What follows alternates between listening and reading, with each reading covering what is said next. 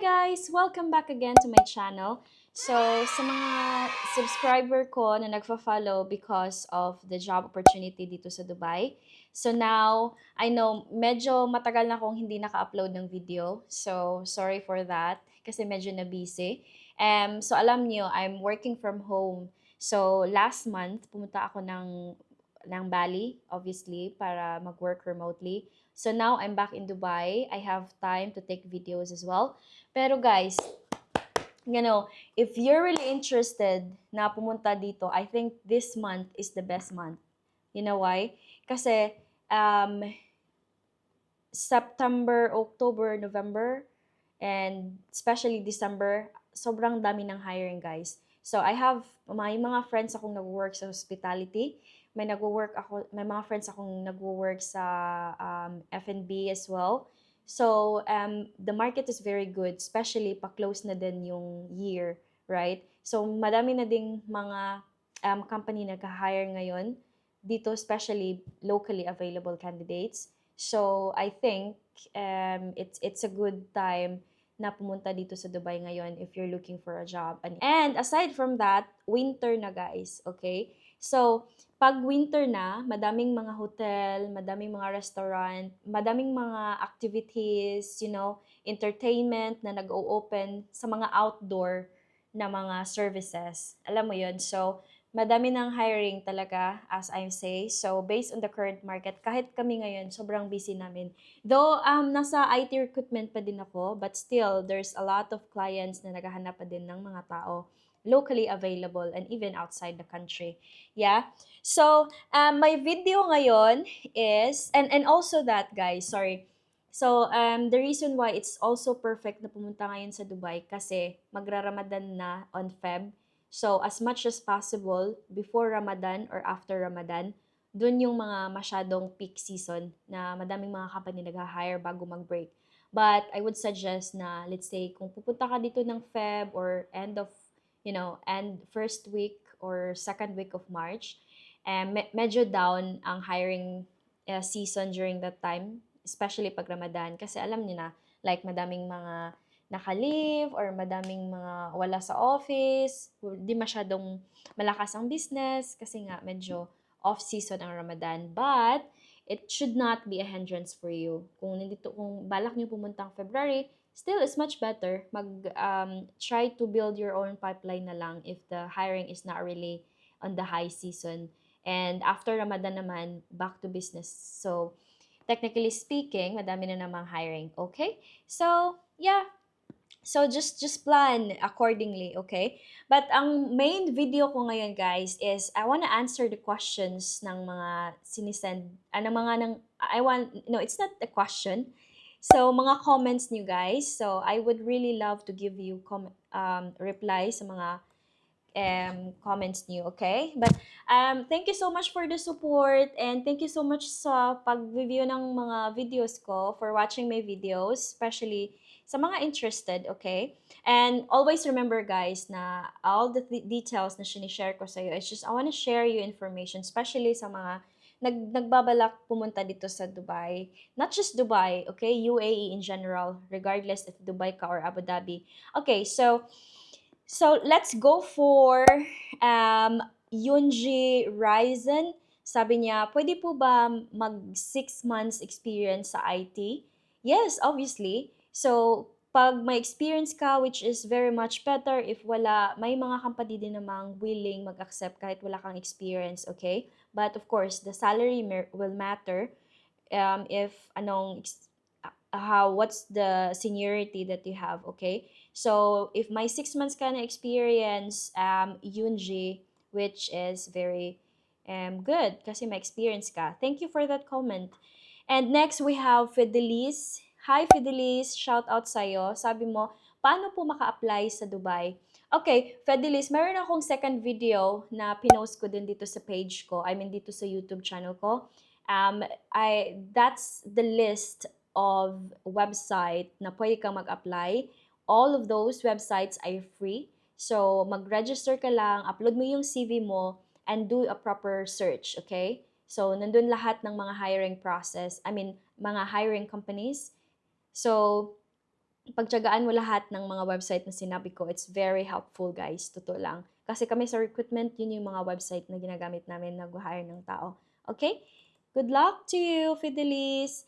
Next, we have Rennie. So, Rennie Lynn, sabi mo, question, ma'am, is it also easy to go and job hunt even not currently in Dubai? I'm in HR right now, planning to go there, but don't know where to start. Thank you. Renilyn, I think na-replyan na din kita regardless this one. So, hindi kasi uso ang walk-in dito sa Dubai. Why? There are some reasons as to why. So, ikaw, if you're going to go for a walk-in sa mga buildings, most buildings dito ay mga smart buildings na, right? So, you need to have an access, kailangan mong makipag-usap sa receptionist, and you're not even sure na yung receptionist na yon is yung CV is makakarating sa HR nila kasi in some reasons baka wala silang hiring or alam mo yon there are some instances or makakalimutan nilang ibigay alam mo yon so it's a waste of money actually na magpiprint ka especially in this digital days magpiprint ka ng CV and then you just go randomly and some guards kailangan ng mga appointments I mean, some buildings or offices, they just don't allow you to go inside without any appointment, okay? So it's not really ideal actually if mag-walk-in ka dito, okay? So I suggest apply online as much as possible. Facebook, Dubizzle, LinkedIn, everything na yun sa video ko na binigay. Okay? So, go for that. Okay? Good luck, good luck, good luck. So, check mo na lang yung video ko, Ranilyn, okay? That's the best way to start if you're asking how to start, okay? Good luck. So, meron din tayo dito si Aruza Banks. Hi, Aruza. Thank you for the comment. Mga nasa magkano po accommodation dyan? Transportation din po, how much? And budget meal? Okay, so for the accommodation, it really depends. So, may mga areas dito na sharing ang accommodation. So, ito yung mga like apat kayo sa isang room. So, double deck siya. And then, sa ngayon, I think, meron pa ding 600 dirhams for a sharing bedroom, okay? So, 600 dirhams, magkano yan sa pesos? Convert ko lang para sa inyo guys. Give me a second. So, I think, nasa 10,000 pesos yung pinaka murang accommodation dito. But again, shared ang kitchen, shared lahat, okay? So, yan yung sa accommodation. So, for me kasi, right now, na-experience ko din yan before. So, I think more than 4 kami sa isang room. 10 ata kami sa isang room. At hindi siya masyadong kalakihan, right? And it's not easy, okay? So, sharing accommodation, kailangan mong i-share ang time sa time slot mo na maligo ka sa CR kasi iilan kayo, madami kayo. And then, some of them are working night shift, some of them mid shift. So, ikaw nag-work ka in the daytime, alam mo yun. So, ikaw mismo, like, you need to adjust, especially pag nasa shared accommodation ka. But the lowest cost right now, I think, 600 dirhams or 10,000 pesos, 9,500 or 10,000 pesos. Meron pa din yan, but in some areas, okay? Meron yan. And for the food, I think, magluto ka lang. Like, try to be try to think out of the box. So, hindi ka lang mag-order and all. I think, 500 dirhams per month is okay na siya. Like, say, 7,900 pesos. So, baon mo na siya for a week. Hindi ka lang kakain sa labas. Or magluluto ka. Yun. I think that's good. And transportation, sobrang mura ng transportation. Ang train dito is just 3 dirhams kung lapitan lang. So, 3 dirhams, that's around, kano ba yan? 47 pesos. Yeah? So, in terms of the transportation, sobrang mura lang naman kasi may mga bus, may mga train, but taxi is expensive. So, I don't really suggest that. Yeah? And, yeah, I think nakatulong sa'yo, Aruzabangs. Thank you so much.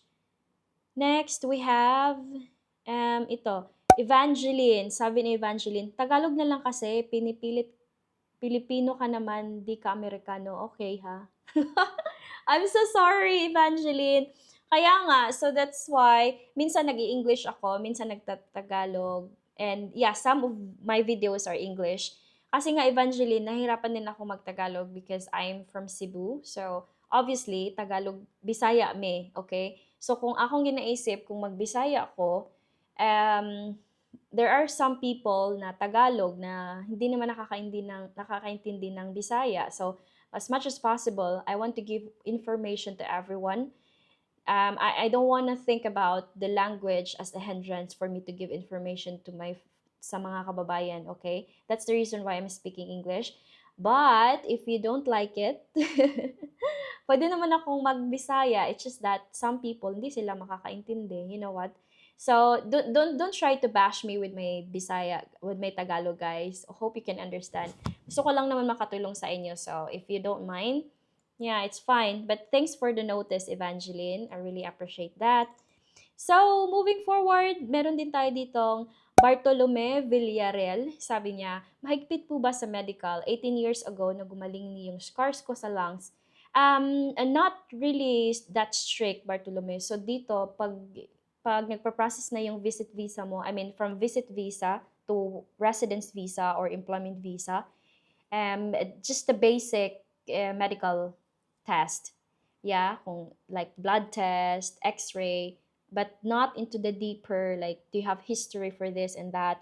So, I think it should not be a problem, okay? So, okay lang yan. Hindi ganun ka-strict. Especially sa'yo, 18 years na, so it should not be a problem, right? Good luck, Bartolome. I hope okay lang yung medical mo soon. And Miss Yen, tama ba? May age requirement limit po ba dyan sa mga office work? Thank you in advance for the response. So, age limit sa admin, obviously, usually, ang mga hinahire nila is, let's say, 30 up to 35 years old as a maximum. Pero, if you have a good experience, and it depends, like, senior level, of course, if you're applying for a senior role, so let's say 35 to 40, okay lang naman. It's not really strict as long as you're able and you know how to do the job, then it should not be a problem. Walang problema yan. Okay? And especially for you, Miss, for sure, you look young. Kasi we're Asians, so okay lang yan. But the ideal for that is 35 years old, usually especially sa mga fresher, maximum, like 30 to 35. 35 is the maximum. But again, case-to-case basis, okay? Not all companies. Depende sa seniority pa din. And we have Rosemary. Hi, Rosemary. Shout out sa'yo. And you're asking, Ma'am, tumatanggap ba sila dyan ng office work ng undergrad? Admin aid here sa Pinas. Yes, of course. So, dito sa Dubai, actually, hindi sila ganun ka-strict. Like, mag-apply ka and some companies, during your application, sabihin nila, okay, give me your diploma, give me your transcript of records. No. So, sa CV mo, ilalagay mo lang what degree, let's say bachelor of this and that. Tapos, open and close, lagyan mo lang ng undergrad. But as long as you have an educational degree, it really doesn't matter, okay? Strict lang sila sa mga education if you're looking for a managerial level. Like, of course, leadership role. So, yun yung mga very important sa kanila. But, again, a very important is communication-wise, and you have an experience. That's it. That's very important. So, hindi sila ganun ka strict in terms of the diplomas and all. Okay? So, good luck, Rosemary. For sure, madaming admin na undergrad. So, it's not really strict. As long as you can do the job, it's all good. Kahit ako, nag-hire ako ng mga hindi ganun ka, like, non-degree holder, technically speaking. It's fine. Okay? Good luck, Rosemary. And next we have Roxanne. Hi, Roxanne. Thanks for dropping by your message sa comment mo. Mahirap po bang maghanap ng work kung nasa Pilipinas ka pa? Medyo, I will not say mahirap. It's just a bit of challenging. Challenge siya in the sense na, let's say, isang role, pag in-applyan mo siya and you're not here in Dubai, of course, some companies mas prefer nila na immediately available, na nandito na locally. Yeah? So that's why more chances pag nandito ka na. But kasi it depends. There are some factors. Kasi yung iba, kailangan nilang immediately available. They don't have time and they don't have the budget to relocate someone na galing sa Pilipinas papunta dito because there's just a lot of people here that can join immediately. So it doesn't make sense unless position na to is that it's not really urgent, yeah. So they need someone that can join after 3 months or the project will start in 4 months or 3 months. It's just that early sila nakahire ng mga tao. So in that cases, possible makahanap ka ng work. But in some instances, it's really challenging pag nasa Pinas ka. That's why me myself before nung pumunta ako dito, kumuha ako ng visit visa and then pumunta ako dito sa Dubai and once I'm here, dito na ako naghanap ng work. Like all the websites na shinare ko sa inyo, sinabmitan ko yung lahat, okay? So maybe some other video, mag-share ako ng experience ko on how did I get my job here. And I think that will be helpful for everyone. But aside from that, Roxanne, thank you. No, Rosemary, thank you so much. Sorry, hindi, Roxanne. Yeah, sorry. And next we have Jaime. I think if I say it right. Bakit English dapat Arabic? Ay. Yun nga, na-replyan ko na kanina. I'm so sorry, guys. Kasi aside from that, we're talking about looking for a job. So I think it's much easier if you know how to communicate well. So watching my video that I'm speaking English, it's one way for you as well to to communicate like in for you to have an idea na dito sa Dubai we're speaking English in a daily basis kahit sa office mates mo kasi ako like I have one Filipino with me and yung isa nasa Pinas working remotely but obviously my boss is British and Irish and we have different people and obviously we're speaking English on a daily basis so that's why I get used to speaking English but it's up to you. Gusto ko lang makatulong guys. So don't mind me kung nag-English, Tagalog, Bisaya, whatsoever. Just take notes of the things na sinishare ko kasi it's very helpful, okay? But I don't speak Arabic, Jaime, sorry. Sorry. And this video is para sa mga Filipino, so it doesn't make sense for me speaking Arabic either. Pero salamat for the notice. Next we have Aruza, sabi niya, thanks mom, newbie here. I'm really desperate and looking for a job in Dubai. However, I'm still here in the Philippines. I'm sorry. So Aruza, again, if you're that's the spirit. That's the spirit. Kasi if you have the motivation to move here, then you can do anything. Like kasi walang pumipilit sa'yo, right? Like, if it's your will na pumunta dito, then it's the good thing. So, I think the first step mo talaga is just like what I did before. Okay, I'm share this to you, Aruza. So before, I'm really keen to move here in Dubai. So I worked in Cebu for 3 years. And during that time, nag-ano lang ako talaga, like nag-save, okay? Because I have the goal, okay? So after that, ayun na, I'm not suggesting this, but this is what I did. So, nag-cross country ako, pumunta akong Singapore. I think that was Singapore, like 3 days and 2 nights. And after that, nag-travel ako dito sa UAE. And, ayun, I just tried for like 1 month of tourist visa. And then I tried my best para makahanap ako ng work. And then, yeah, everything went well. So, it just take a courage, okay? Pagplanuhin mo mabuti, make sure you have an extra money. Money ang pinaka-importante because it's not really cheap here. Especially pag wala ka pang work and nagbabayad ka lahat, pagkain mo, accommodation, transportation. Pag nagsisimula ka, you need to have something with you talaga. Okay? So, good luck. So, I would suggest try to look for a job online or else pumunta ka dito and try to apply here. Okay? Good luck. Good luck, Aruza. I'm rooting for you. And Ryan Doctor, thank you. Thank you for your help. Until now, I didn't get a job. Oh my, so 3 months na to na message mo, Ryan, and I'm very positive na sana nakahanap ka na ng work. Can you message me? Message ka dito sa video na to, please, if how's everything. Next, we have Maria. Hi, Maria. Sabi niya, hello, ma'am. Watching. Very nice sharing. Enjoy and be safe. Nice, Maria. Maraming salamat po. Thank you so much. Next, we have June. Sabi ni June, malaki ang sahod sa UAE pero mahal naman ang accommodation. Yung mga dati kong kasama sa Saudi, nag-apply dyan sa Dubai, pero di nagtagal dahil mahal ang rent sa bahay. Pero makatipid, nagtiyaga silang maraming nakatira o parang sardinas sila. Sa Saudi, mura lang accommodation kaya nakatipid ka talaga. Yeah, actually, it's a case-to-case, June. Honestly, you're right. So, kasi dito sa Dubai, mahal accommodation, that's why sharing. So, ngayon, kahit ako, it's a one bedroom for me. So, meron kaming, ito yung sala namin, obviously. And then, ito sa likod ko, yung maliit na kitchen. And then, we have 2 toilets. Tapos, meron kaming isang bedroom. But, I'm sharing this with my friends. So, 3 kami sa bahay. Imagine. So that's why sharing, at least ngayon, medyo okay na compared before na ako, na-experience ko personally, like 2 years, 3 years or 4 years ago, nung dumating pa ako sa Dubai.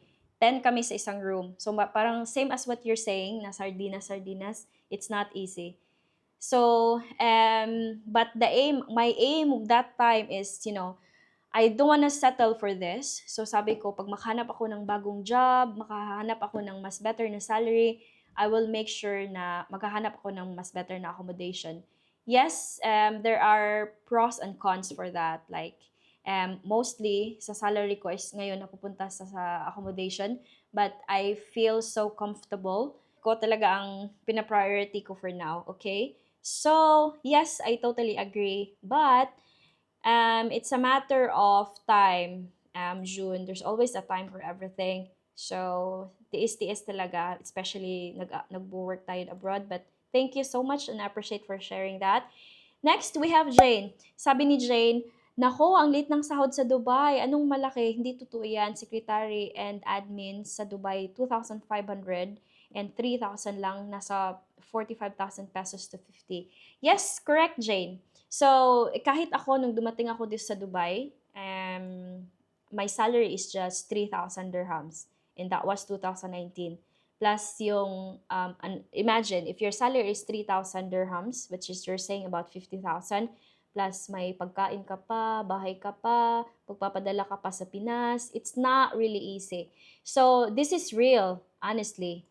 This is real na ito yung mga sahod ngayon. Even now, there are some companies. But the thing is that, guys, this is what I'm always saying sa mga, especially sa mga candidates ko, right? So, let's just say, I will give you this kind of salary.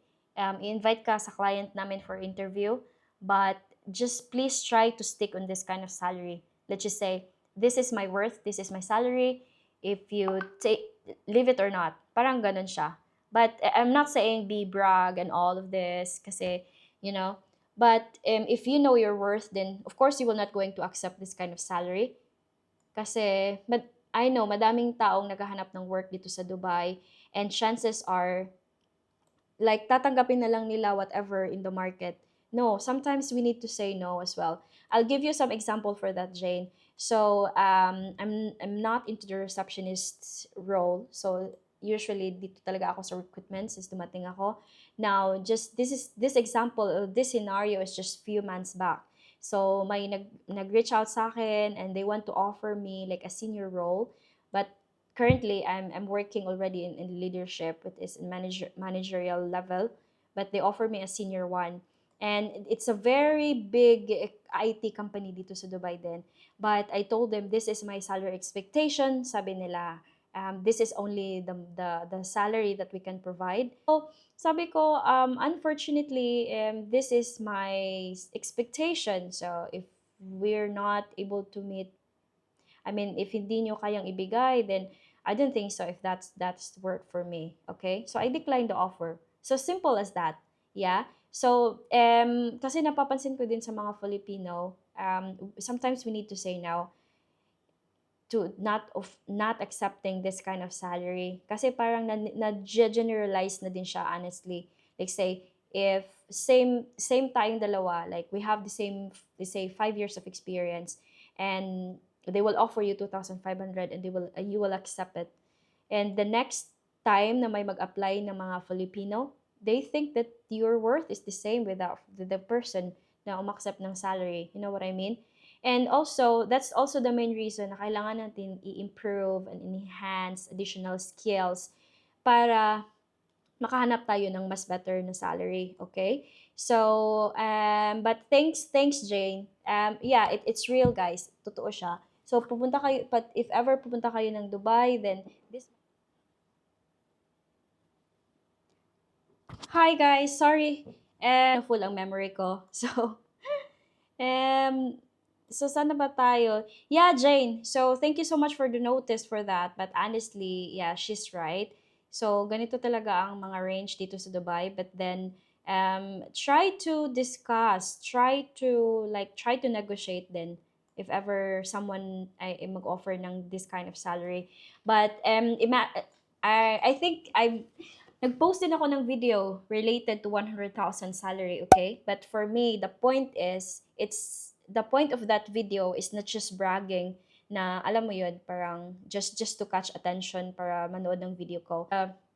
The whole message of the video is that, yes, it's very possible na makakuha ka ng that kind of job here in Dubai. In but it takes time, alam mo yun, like you need to work hard for it, and it's not just like once na makarating ka sa Dubai 100,000 agad. No, what I'm saying is possible siya in feel like after 2 years siguro na experience mo sa Dubai, after 3 years, which is very worth it. Okay, so meaning to say, all of us kailangan pa din natin mag-start sa mababa, obviously, and then try to improve yourself, try to look for a good company kung alam mo na ang market. It's very easy, okay? So, Jane, thank you so much for that. And next we have Edge Swacilio. Hi, Edge. You said, sabi mo, hindi lahat po malaki sahod dito sa Dubai. Admin staff po, 2,000 dirhams, free accommodation, and 2,000 dirhams, nasa 30 plus lang po. Huwag kayong naniniwala sa mga sabi-sabi na yan. Di totoo yan. Dami akong friend dito na office. Mababa ang sahod, wala lang tax. Dito yun ang maganda. Content lang yan. Kahit subukan nyo dito, totoo lang talaga yan. Daming kumakapit sa ibang lahi kasi mababa ang sahod. Yes, that's the fun fact actually, Edge. As what I've mentioned, actually related kayo ng message ng comment kanina. Yes, exactly. 2,000 na sahod, 3,000 na sahod, it really depends on us kung tatagampin mo yan. There's a lot of legit, there's a lot of good companies dito sa Dubai na magbibigay ng maganda at okay na salary. Sometimes kasi we're just settling for less, okay? So minsan din, usually sa mga kabayan, yung ibang kabayan naman kasi kung let's say kasi takot silang, let's say tapos na ang visit visa nila, so kailangan makahanap ng work. So the moment they find this 2,000 na salary, they're just going to grab for it. And then, ayun na, nahihirapan na sila, and then they're going to say na, yeah, the salary is very low, but it's your choice. Ba't mo tinanggap? Alam mo yun? So, sometimes, you need to take risk. Like, maybe, give it time. Maybe after 2 months, yeah? Or 1 month, or 2 months. But, again, Edge, this is a case-to-case scenario, yeah? Yes, may mga 2,000 plus accommodation. So let's just say ang accommodation is worth 800 or 600 or worth 1,000. So still you're able to get 2,000 or 3,000 as a salary. Okay? But as time pass, wag mong hayaang magiging 2,000 ka lang. That's the point. Okay? Wag mong hayaang maging 2,000 or 3,000 dirhams salary ka lang forever. Try to look for something good. Use that as a stepping stone. Okay? Kasi nung dumating ako dito sa Dubai, my salary is just 3,000, which is, ginawa ko siyang experience kasi obviously, wala naman ako experience sa recruitment, and that company gave me a training, lahat-lahat. So after 2 months, the owner promoted me as a team leader, and after being a team leader, then yun na, for the entire years na nasa kanila ako, every year nag-i-increase ng salary. I'm doing my job well. So, ayun. So it's not really possible. I mean, it's really possible na tumaas ang sahod mo, okay? So I did some also trainings, enhancements sa skills ko. So I tried my best para ma-match ko ang expectation ng market, okay? So, yes, totoo yan. But don't let yourself stuck for just 2,000 dirhams for 3 years, 4 years, 5 years, okay? I would really suggest na um, try to improve more. Maghanap ka ng ibang work if it's not deserving sa 2,000. 1,000, I mean 2,000 for 1 year, that's fine. For 1 year and a half, but try to do something better than that, okay? It's up to you. But Edge, thank you so much for the comment. Actually, that's good para at least aware din ang mga Filipino for them not to expect a lot pag dumating na sila dito sa Dubai. Thank you. I really appreciate. We have from Volantino. Sabi niya, "Hi ma'am, timing at napanood kita kasi kaya interested anak ko sa Dubai or Abu Dhabi." Perfect, perfect. Hi. Sana po you're going to have a proper planning pag pumunta po yung mga anak mo dito. And good luck, good luck. Thank you so much for watching. Thank you. Sana makatulong po yung mga videos ko. It's very important. Next, we have Sherry Rose. Oh, gusto ko yung name mo, Sherry Rose. Sabi mo, "Hi, I'm from insurance company in the Philippines for 12 years. I would like to relocate to Dubai and I'm planning to come to Dubai in October to look for a job and currently working in Cambodia and I will finish my residence visa here. Hope you can help me finding any recommendation. Thank you so much and more power to your channel." Hi Rose, thank you so much Rose. Yeah, so basically, I'm shooting this video October 23. So meaning to say, October na ngayon, I hope nandito ka na sa Dubai. Rose, I would suggest to check the second video sa playlist na to.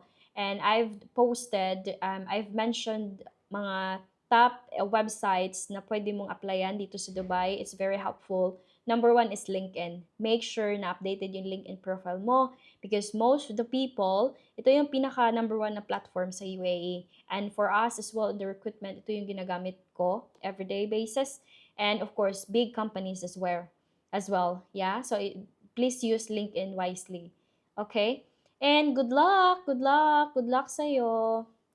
And last we have Julian. Sabi ni Julian, "Hello ma'am, timing po napanood kita. I'm planning to apply dyan sa Dubai. 10 years OFW in Hong Kong." Wow, Julian! Kumusta ang 10 years sa Hong Kong? That's good. That's a good plan. But I'm just wondering, anong work mo sa Hong Kong? Yeah? Um, Good luck. So, marami din tayong opportunity dito sa Dubai. Honestly, it's just a matter of how you able to find those job. Kasi mahigpit din ang competition. Like, it's not just Filipino. A lot of nationality. So, kailangan mo talagang tatagan ang sarili mo, accept failure, but move forward, you know? So, Julian, good luck. If you're here in Dubai, you can message me and here dito sa YouTube channel ko, kahit comment man lang. And maybe we can catch up. Okay?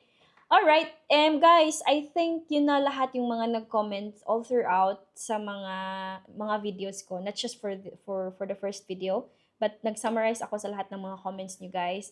I really appreciate your time watching. So, kung may mga gusto pa kayong malaman about how to go abroad, paano dito sa Dubai, you can just leave your comments here, okay? I really appreciate your time. Thank you and thanks for watching. Sa mga hindi pa nag-subscribe, please subscribe to my channel. So next time, I think gusto ko din i-share paano ako nakapunta dito sa Dubai and anong mga ginawa ko, like mga techniques and all of that. So subscribe para ma-notify ka for my next video for that. Okay? And share this to your friends. Thank you! Actually, nag-work ako so I need to go back to work. So ito yung laptop ko. Now I'm working from home. See you guys. Thank you.